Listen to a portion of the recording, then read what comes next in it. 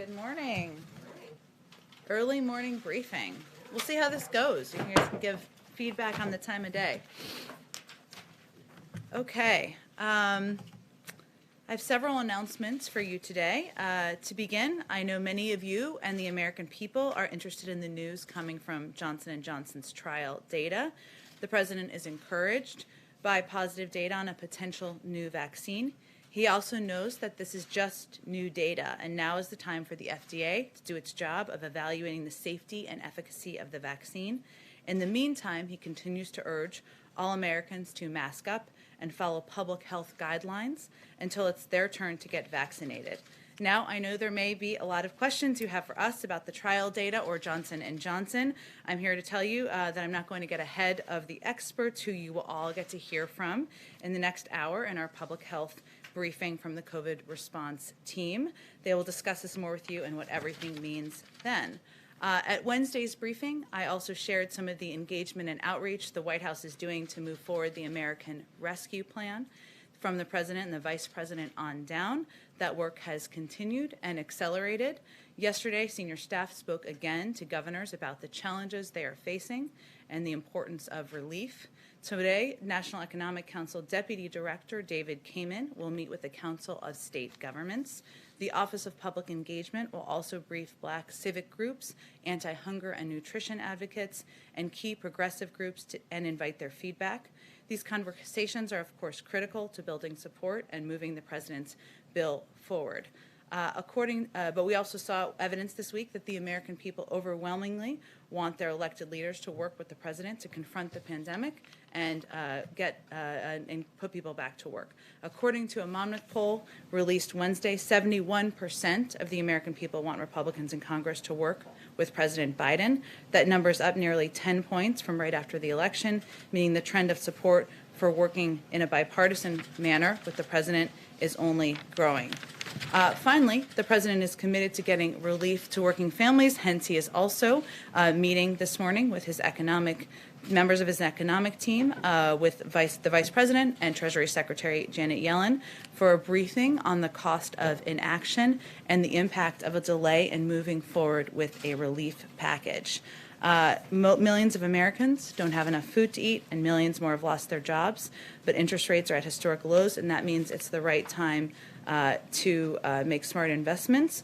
Moody's, a Wall Street firm, has said that we could end up with 4 million fewer jobs this year if we don't act on the president's plan. That's 4 million Americans who could get back to work. And I'm sure they will discuss all of that at their briefing later this morning. Last thing, we are venturing to provide a week ahead to all of you, or return to providing a week ahead to all of you. So a quick preview. Next Monday, the president will meet with the Secretary of State at the State Department. On Tuesday, President Biden will deliver remarks and sign an executive order advancing his priority to modernize our immigration system. And Friday is, of course, Jobs Day, and the president will deliver remarks about the economy. We'll have hopefully more over the next couple of days, but we wanted to provide as many details as we could. With that, Zeke, why don't you kick us off? And just one foreign policy I wanted to get going. With violence surging in Afghanistan, is the president still committed to winding down operations there and bringing troops home this year? I have not spoken with our national security team about this in particular, but his commitment remains. At the top, you mentioned that Americans should follow public health guidance. One of the challenges it has been over the course of the last 10 months is that public health guidance from state to state varies. Some states have mask mandates, others have indoor dining open, others have schools open, others don't. What guidance should the American people follow? Their governor's guidance, or should they follow the president's? Well, first, what we're venturing to do is provide more concrete guidance from the federal government, from the CDC, from health and medical experts on the important steps all of the American people can take to keep themselves safe. That includes the importance of mask wearing, of course, and how vital that is to keeping us safe. It also includes the importance of hand washing, of restricting travel. These are all guidelines that have come in recent days and weeks, I should say, from the President of the United States and from our medical and health experts. But in addition, as we discussed yesterday, there are guidelines including the safe reopening of schools that he signed an executive order on, directing both the Department of Education and HHS and the CDC, I should say, to produce those guidelines to give more specific advice and markers to states and local school districts on what they should follow. So it will ultimately be up to states, to governors, to local school districts and others to make determinations, but we do want to provide more clear guidance from the federal government based on the expertise of health and medical experts on what people should follow and what will help keep the American people safe. I just want to quick follow up on that one. The CDC study that was discussed here a couple of days ago, one of its recommendations as part of reopening schools immediately was to close indoor dining, restaurants, and bars. Is that a part of the federal guidance that we should be expecting to see from the CDC and the Department of Education soon? Well, the good news is you get to hear from our director of the CDC, I believe, in about 45 minutes, and our medical and health experts, and you can certainly ask them if there's going to be any updated guidance. Go ahead.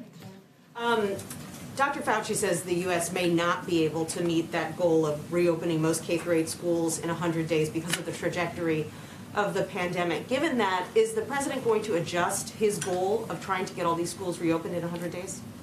Well, as we talked about a little bit yesterday, the president wants to not only reopen schools, he wants the schools to stay open, and but he does rely on the guidance of his health and medical experts, and obviously he's not going to do anything that is not safe and doesn't keep teachers, students, and our school districts safe. But a key part of this is the guidelines, as we mentioned, the executive order he signed to ensure that school districts are getting the information they need and clarity they need on what steps that they should take to keep their students safe and teachers safe, of course. But it is also funding, and we've talked about this quite a bit in here. And the American Rescue Plan is pivotal for a number of reasons, including ensuring that Americans have food on the table, including that we can get shots into the arms of people across the country, but also that school districts, especially public schools, have the funding they need to take steps on everything from ventilation to PPE to testing. And the longer that's delayed, the harder it's going to be to meet that goal. Got it. And has President Biden spoken to former President Trump since taking office? And if so, can you give us any update on what President Trump said in his letter to President Biden? I don't have any update. I don't have any calls to report on. There are no calls to report on, I should say, and I don't have any update on the letter. And as I said when we talked about this about a week and a half ago, it seems longer than that, I'm going to acknowledge. The president, of course, thought the letter was gracious and generous, but he plans to keep it private. Go ahead. I understand you don't want to get too much into the Johnson & Johnson vaccine, given the data that's out there, but this likely won't be the only vaccine that is less effective than the Pfizer and the Moderna vaccines. And so I wonder, what is the president's message to those Americans who would be more reluctant to get one of those less effective vaccines? And are you concerned about the impact that would have, given how many doses have already been bought on the front? Well, first, when the president announced his plan earlier this week to ensure we have enough vaccines to give every American 2 shots by the end of the summer with the purchase of Moderna and Pfizer vaccines, he was doing that without the need for additional vaccines approved. Obviously, if additional vaccines, Johnson & Johnson or any others, go through the FDA approval process, that's a positive step, right? No doubt about that. But he purchased these large orders for vaccines that we'll have by the end of this summer to get into the arms of Americans to ensure that we would be able to do that even without any of those steps moving forward. And so he would encourage Americans to get any vaccine that is approved by the FDA for emergency use authorization?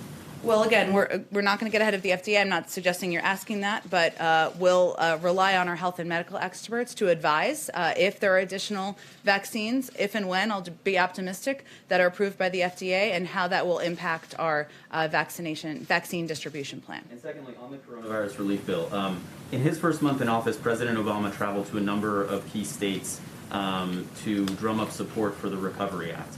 Does President Biden have any plans to do something similar to drum up support for his $1.9 trillion coronavirus relief bill?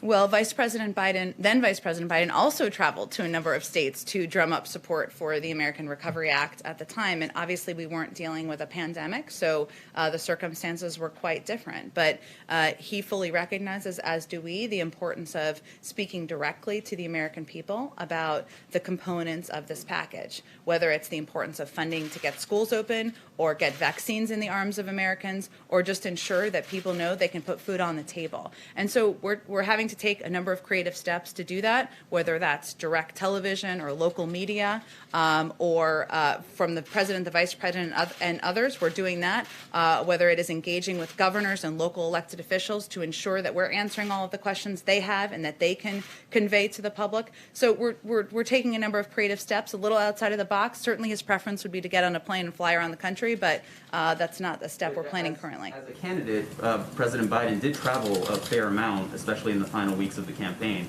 He's now received both doses of the vaccine, and a number of safety precautions are in place and could be in place for his travel. So why wouldn't he be traveling, or is that something? Well, it's also about keeping the public safe, and we're not going to do a rally with 20,000 people. That wouldn't be a recommendation made by our health and medical experts. Right, but there wouldn't be any plans to travel without a crowd and to go out into the country? We may travel, certainly, but I have nothing to preview for you at this point in time. What I'm conveying is that it is vital for the president and the vice president and every member of our team to be speaking directly to the American people. And so we're looking for creative ways to do that. Could I ask you a foreign policy Sure. question?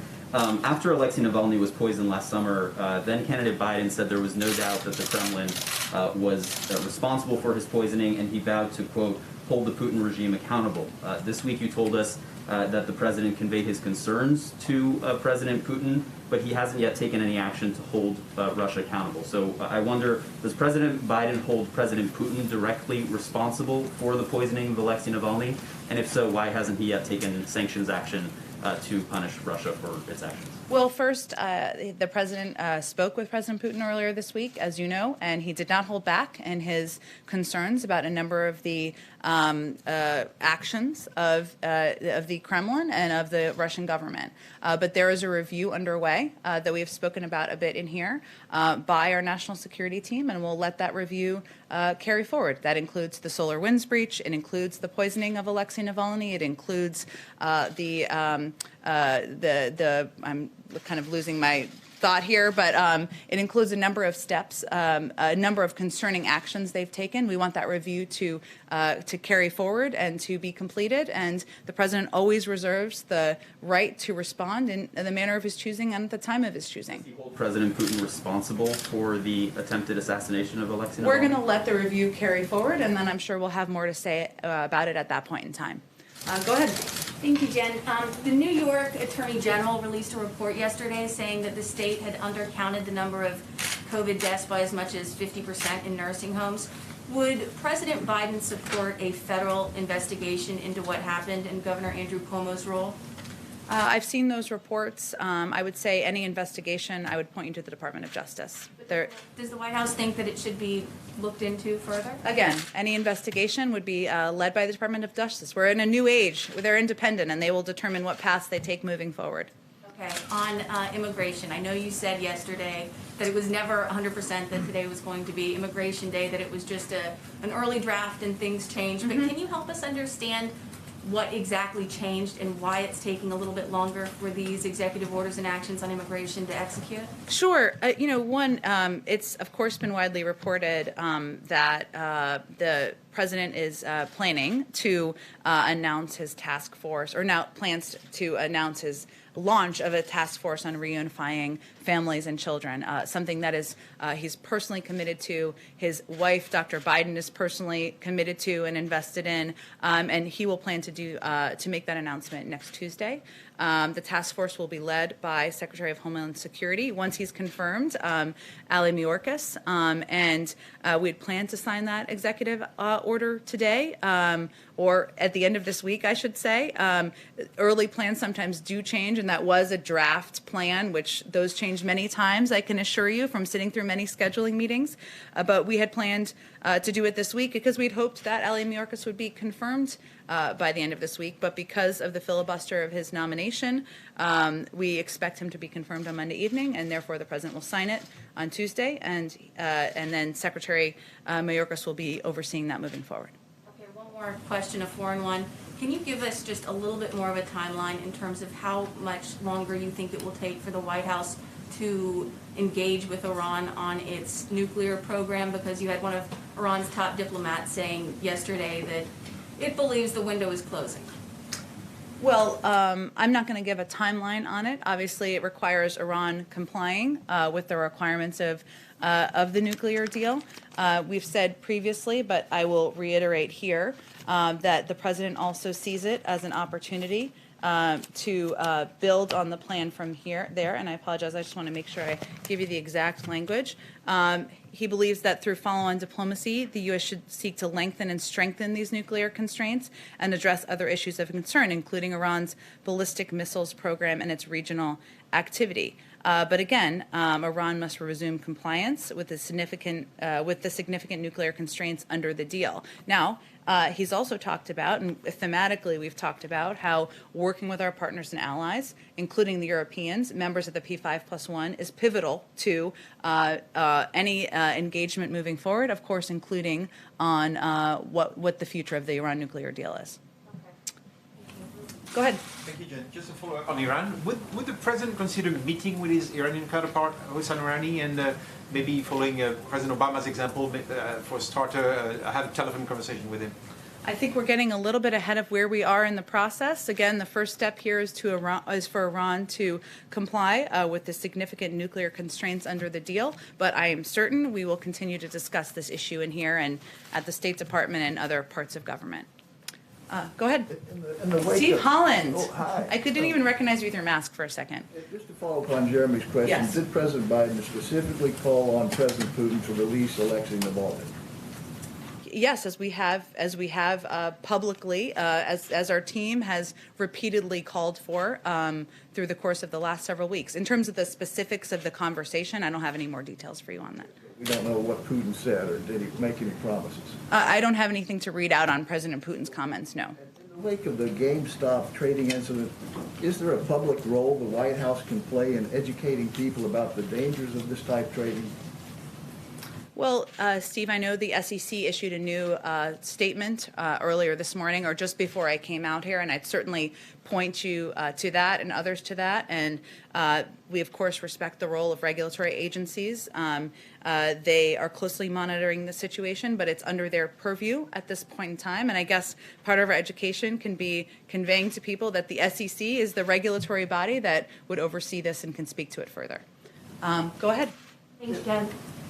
Two on Capitol security. So the acting chief of police up on Capitol Hill has recommended a permanent fencing around the Capitol. I was wondering if the Biden White House or President Biden himself has any thoughts on this, if permanent fencing is the right answer, or does it project the wrong picture to the American public? I'm not sure we're going to have any comment on that specifically, but I'm happy to talk to our National Security, Homeland Security team if we have anything further to add. Follow-up. Speaker Pelosi said, I believe it was yesterday, that she feels that threats are coming from inside the House, with other members being allowed to carry guns. Of course, we have conspiracy theorists among the ranks of the GOP now. Does the White House agree with that assessment that there is security threats coming from inside the House? Has Biden spoken to Pelosi, and is he worried about the safety, the physical safety about members of Congress? Well, he speaks with Speaker Pelosi on a regular basis and certainly has reiterated his support for her and members of the caucus. And he has spoken publicly about his concerns about the rhetoric, of course, around the events of January 6th, but some of the rhetoric that has continued and the role of social media platforms. So he is in close touch with her about events on the Capitol, about the safety of members, but I don't think I have anything more for you to read out beyond that. Go ahead in the back. Thank you, Jen. Two quick foreign and one domestic, if that's okay. Can you confirm officially that Robert Malley's been appointed special envoy for Iran? Is that? I can. I believe it was announced this morning, yes? Or I guess I can confirm it here too for you. And then as you know, settlements have been a major obstacle to getting the Palestinians back to the negotiating table. Would President Biden consider it? Does he believe settlements should be halted in the West Bank so that the Palestinians will come back? I don't have any new comments from President Biden on this or the current circumstance. He's obviously spoken to this particular issue in the past and conveyed that he doesn't believe security assistance should be tied, but I don't have anything more for you on the path forward toward a two-state solution. Following up on the Capitol Hill fence, you know there's a fence outside here, a temporary one around the White House. It's been up since last summer. President Trump took a lot of criticism for it. Would President Biden consider bringing that fence down so people can take photos in front of the White House again? Well, I think we'd all like that, including members of my family and people in Washington. But I will talk to our security team and see if there's anything further to convey to all of you. Go ahead. As you guys are thinking about the task force to reunite the parents and the separated children, what are you sort of learning about the scope of that challenge? Since it's something that groups have tried to do in the past and failed, how many people do you think would need to be tasked to that to actually make it effective? Those are excellent questions, and I expect that when we announce, when the President signs the executive order next week, when we put the task force together, when Alan Mayorkas is confirmed as the Secretary of Homeland Security, maybe we'll have him come to this briefing room, or I'm officially inviting him here today to come to this briefing room. But, you know, there's no question that we recognize this is going to be incredibly challenging, that there will be a lot of work to be done, that is why this will be a priority. It's not only a priority for the President, but will be a priority for Secretary Mayorkas. But I will leave it to him and to others at the Department of Homeland Security to outline and preview for you the path forward. Go ahead. Thank you, Jen. I know that the President Biden and the First Lady are acutely aware of the sacrifices that military families make. That being said, we had an incident with the garage with the National Guard that was kind of embarrassing, and now I'm hearing from spouses of Guards members that they had a COVID outbreak and were not tested or vaccinated before they arrived in D.C. And I'm wondering if there's any concern by the President about how these Guardsmen are being treated, whether he can do anything specifically to safeguard their health before they arrive, while they're here. Can he get vaccinations to and testing to governors specifically for the purpose of providing some health safeguards to these soldiers? Well, as you noted at the beginning of your question, but I would just reiterate the role of the National Guard, and I've spoken to the President about this directly, and the incredible sacrifices they make is something that is personal to him, given his family connection to the National Guard. He had called the head of the National Guard just last week when the reports came out about the treatment of the National Guard and the fact that many had been sleeping in garages, and of course conveyed his dismay of the photos he had seen and their treatment, and also offered his personally any help that he could provide, whether even if it was boosting morale. And certainly that line of communication remains open should there be something that he can do from his end. In terms of specific prioritization of the vaccine, I would point you to the Department of Defense and leaders over there to speak to that more specifically. Okay, one follow-up to that.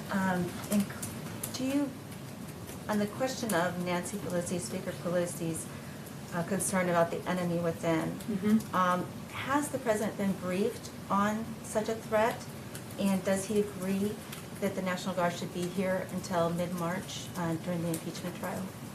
I'll speak to Liz Sherwood-Randall and our Department of Homeland Security, our Homeland Security colleagues here to see if there's more specifics we have from our end, but I would point you to the Department of Defense and the National Guard team otherwise. Question is on print cooler from Sure, another go ahead. reporter from WUSA. The reporter asks, I've learned that the IRS employees nationwide are having telework suspended. They're all being called back into the office. This despite an OMB directive issued Tuesday ordering federal agencies to only allow 25% capacity in federal buildings. If IRS employees have been doing telework successfully, why is now the time to bring them all back into the office? Is that safe? I would point you to the Department of Treasury where the IRS is located for any further comment on that. Go ahead. Oh, sorry, I'll come to you next, too. Just on the Defense Production Act, you've been asked a few times in these briefings about any specific instances of the Defense Production Act being used. Yesterday, the Chief of Staff, Ron Klain, suggested that it was being used as it relates to the production of N95 masks. Is there anything specific you can tell us on that, or any other companies or products where the Defense Production Act is being used now? Well, we're not going to get into specific companies. Obviously, there are procurement processes here, but also that take place at federal agencies, but also we're still early in the process. It was invoked just last week, but I can give you more specific detail in terms of how we plan to use it on vaccine supply. I think one of the, also the products that Ron Klain spoke about was low dead space syringes, which are the key to getting the 6th dose out of the Pfizer vial. Pivotal in getting more vaccines out into the public.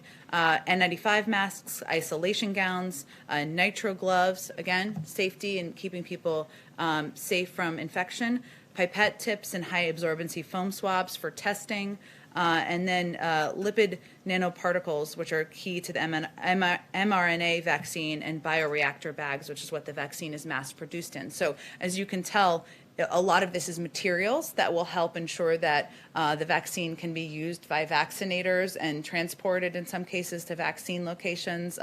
So there's several components of it and very specific materials that we're focused on. And then at the National Security Agency, Michael Ellis, a Trump political appointee, was installed as the general counsel, which is a career position, as you know.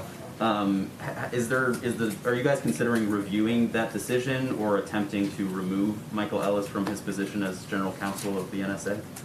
I don't have anything new for you on that other than I don't have any personnel announcements. Certainly we're reviewing personnel across government, including political appointees, most of whom have left, but I don't have anything new on any decisions there. Go ahead. Oh, wait, I promised you. Go ahead. Thanks, Jen. FEMA has requested active duty troops be used at vaccination centers when they get stood up across the country. Does the White House support that request? I did ask our team about this. You or someone else may have asked about this the other day, and I think I have something on it here. One moment.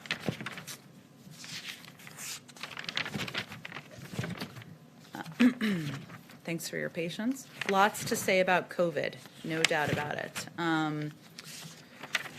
So, let's see. Let me talk to our team about it. You know, I know I've seen that request from FEMA. Obviously, part of our objective is ensuring that we have vaccinators on the ground. I know that's not what you're asking about, but also the ability to move materials and move vaccines. So we are tapping into any resource we can, but it's more predominantly focused on kind of a health and medical core, and that the ability to get those people into communities. But I will check with our team and get you something more specific. Just one on double masking. There's been some increased discussion about that publicly. We've seen pictures of the president double masking and those around him. Is that a personal preference, or has he been advised by his medical advisors to do that? Well, you're going to talk to the medical advisors in just the next 15, 30 minutes, whatever the time is, and you can ask them more specifically. There hasn't been specific CDC guidance. As you have probably seen, Dr. Fauci spoke to this, I believe, in the last couple of days and said it was common sense or made sense. I can't remember exactly how he phrased it, but there hasn't been additional medical guidance given. I've been around the president where he's been wearing one mask. I think obviously he abides by the health and medical advice. Sometimes, not to get too detailed, but it looks like two masks sometimes because we put the N95 one on. It's a little bit more comfortable to have this one on top of it. But I would encourage you to ask the health and medical team during the call that's coming up. Go ahead. Did the White House have advance notice of the Johnson & Johnson results, and did that affect the White House's decision to go ahead and purchase 200 million doses from Pfizer and Moderna? No, the decision was made to purchase the Pfizer and Moderna doses to ensure that we had enough doses to give 2 shots to Americans by the end of the summer. And we did our planning without the need for an additional vaccine to go through approval. Now, remember, even though we saw the news this morning, it hasn't gone through FDA approval yet. We don't have a timeline of when that will happen. We leave that to the FDA. Go ahead. Thank you. A couple questions on the economy, starting with China. Former President Trump signed a phase 1 trade deal with Beijing. Does President Biden consider that deal still to be in effect, and does he expect China to meet its commitments under that deal? The national security team, the newly confirmed Secretary of State, President Biden, are all reviewing all aspects of our national security approach, including certainly our relationship with China. We are focused on approaching that relationship from a position of strength, and that means coordinating and communicating with our allies and partners about how we're going to work with China. It means strengthening our economy at home. And it means, determining the best path forward to address a range of issues, not just economic, but strategic and also security. Again, everything's under review, but I don't have anything for you on the China relationship. Sorry, to clarify, so it is still in effect as the past administration left it off? Well, again, everything that the past administration has put in place is under review as it relates to our national security approach. So I would not assume things are moving forward. We are just reviewing what the path forward looks like and doing that, again, from a position of strength, which means coordinating with our allies, members of Congress, and making a determination before we engage further. Go ahead. Sergeant, can you confirm the Politico story about the president warning his family members to avoid any conflict of interest with his presidency and their business ties? Well, I'm not going to get into private conversations between the president and his family members. We all have lots of conversations with different family members, I'm sure.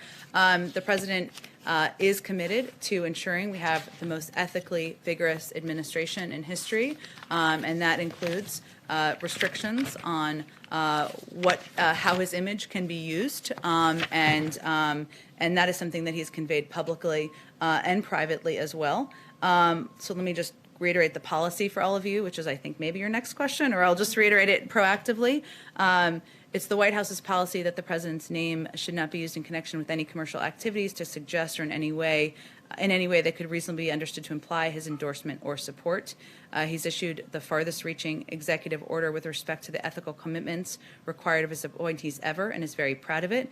And that's something that he is committed to conveying to anyone it applies to. Let me just get to a few more in the back. Go ahead, all the way in the back. Thank you very much. Does President Biden endorse the characterization of genocide concerning the Chinese treatment of the Uyghur minority? Yes, the Secretary Blinken, I almost called him President Blinken, I'm giving him a bit of a promotion, never know.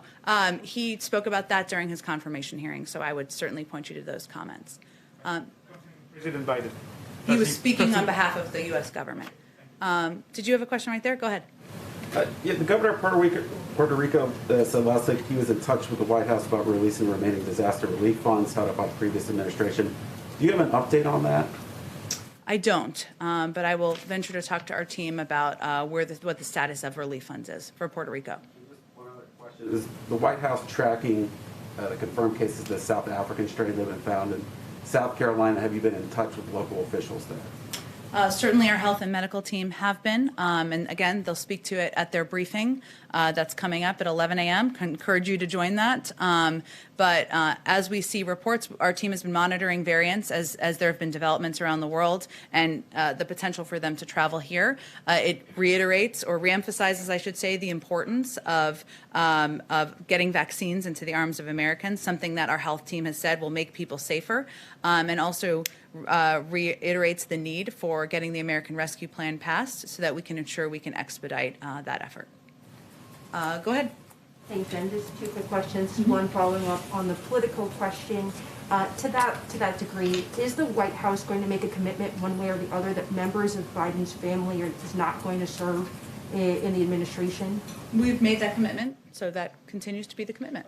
Nothing for Valerie Biden or anybody else? No, reports that there was an office in the West Wing were not accurate. Gotcha. And then one on Marjorie Taylor Greene. I know you said earlier that you would not like to be commenting on her, but it's a major story.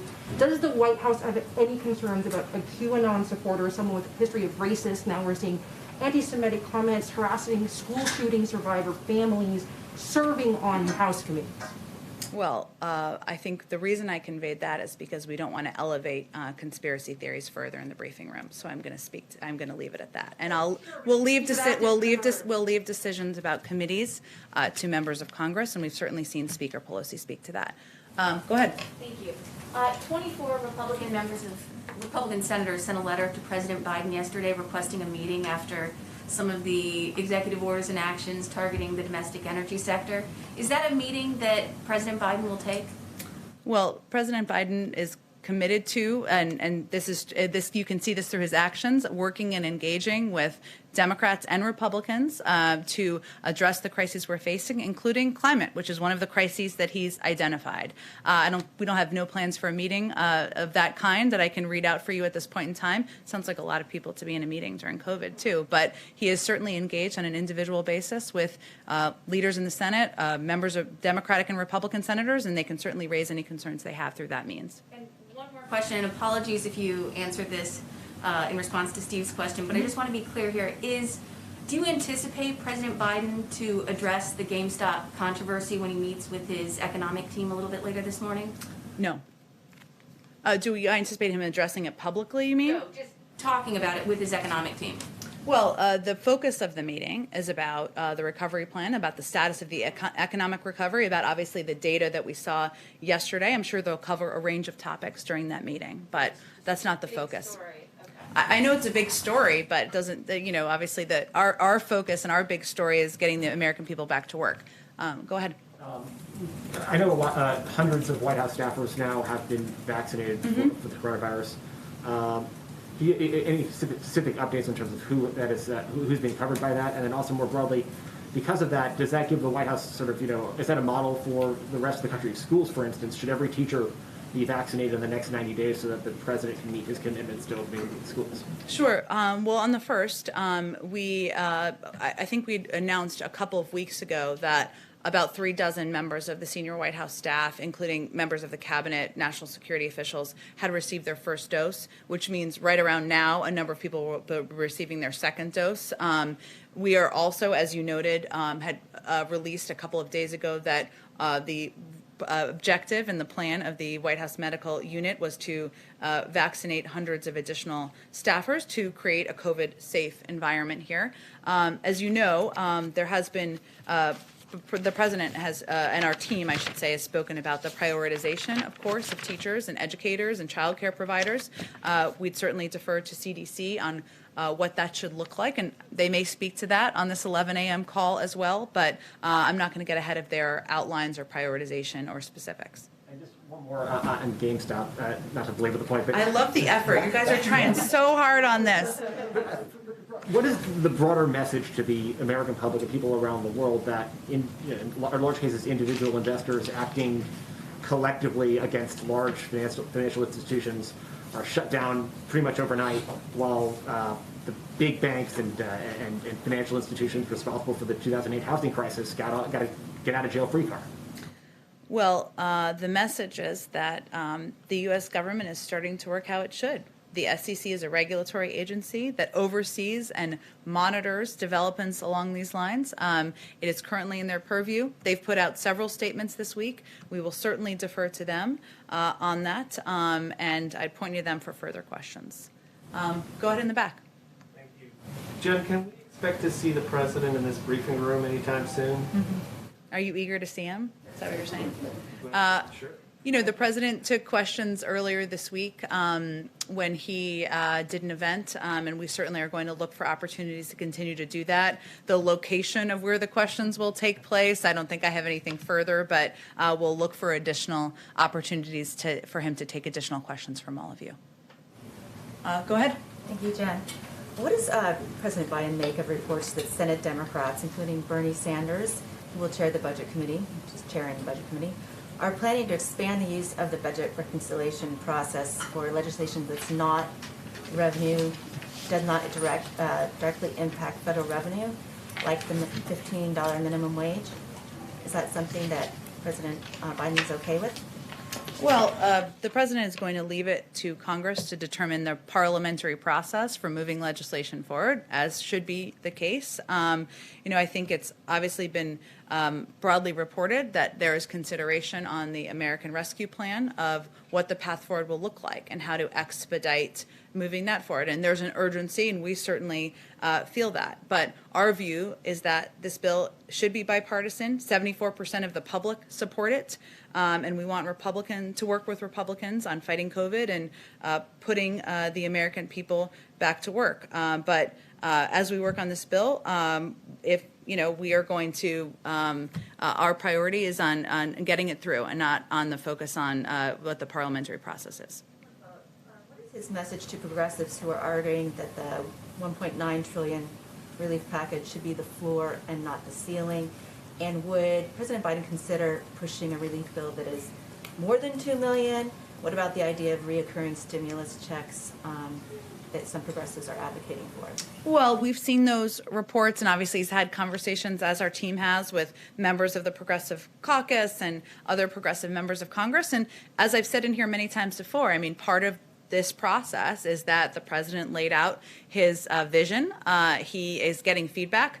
A lot of the focus in here has been members who have said it's too big, but some are saying it's too small. And as a part of the discussion, we have those engagements and determine how to improve the bill and what opportunities there are to do exactly that. So he welcomes their engagement. He welcomes their ideas, but he's put forward his plan, and his main bottom line is that we're not going to break it apart, and the three components of it are pivotal in moving it forward. But the size and the scope of the package, this is the legislative process. This is democracy at work now. Certainly he has an opinion, and that's very influential in the process. So would he think it's realistic to go above $2 trillion? Well, again, I think the best place to look for what's realistic is to members of Congress and their whip counts, and I'm sure that the leadership can give you an assessment of that. Go ahead. Is there any chance that the Summit for Democracy, which was mentioned during the campaign, could happen before summer? Before summer? Yeah. I don't have any. I know it was a campaign promise and something that was mentioned during the campaign, but I don't have any more details on plans at this point in time. Go ahead. Yesterday we saw Vice President Harris do local media interviews in the states of West Virginia and Arizona. Obviously there's been a lot of focus on your efforts to get Republicans on board. Are you concerned that budget reconciliation even, may not be realistic, or that you may lose some Democrats? Is that why Vice President Harris was making those calls to shore up Democratic support? Vice President Harris was making those calls because we want to make the case to the American people across the country. And obviously she's not traveling to those states and holding big events or even events with not big crowds, but some crowd. And so this was a way to do exactly that. Why those states specifically? I think she'll do a number of more regional calls and regional interviews, as will other members of the team, and including on national networks, of course, and that will continue in the days ahead. Go ahead. One more on your favorite topic, reconciliation. I know it's wonky, but that's okay. That's what we're here for. The president, policy's back. The president, as you said multiple times, is reaching out to Republicans in an effort to get a bipartisan bill. At the same time, Majority Leader Schumer and Speaker Pelosi seem to be aggressively moving towards reconciliation. Does the president think that the Democratic leaders' push for reconciliation at this time is hurting his chances to get Republicans on board? Well, the president's focus is on the end goal of delivering relief to the American people, not the parliamentary procedures, as we've said. And we can't imagine that the 1 in 7 families who are hungry or the thousands who've lost a loved one to COVID care much about the procedure either. So I would flip it the other way to you. I think a fair question you might ask our GOP or Republican colleagues is why they oppose proposals that have the support of 74%, of the American public. And even if this bill moves forward through the reconciliation process, again, a parliamentary procedure, it doesn't mean they can't vote for it. And the president's objective and focus is to continue to have those conversations and pursue a path forward where he can gain bipartisan support. But again, the public, 74% of the public is with him in that endeavor, and their constituents. Go ahead, Steve. The president spoke with the NATO Secretary General the other day. Is the president satisfied with the level of defense spending by NATO allies? Well, we did. Come up in their conversation. I know we put out a readout of that and a fun video, if I may note, of his conversation with the UN Secretary General. He had spoken about the importance of NATO allies and partners, playing the role and contributing their fair share when he was vice president. That remains his commitment, but I don't have any more detail of the call than what has already been read out. Thank you, guys. Have a great day. Oh, let me do one more thing. So it's important to me, but also to the president, that everybody know everybody on the press team. So I'm just going to embarrass TJ, who you guys all know, and Kareen, who are two deputies in the press office, Principal Deputy Kareen, Deputy TJ, who you all should know, the public should know. They're going to be pivotal faces, and they play an important role. So thank you, everyone. Have a great Friday. Thank you.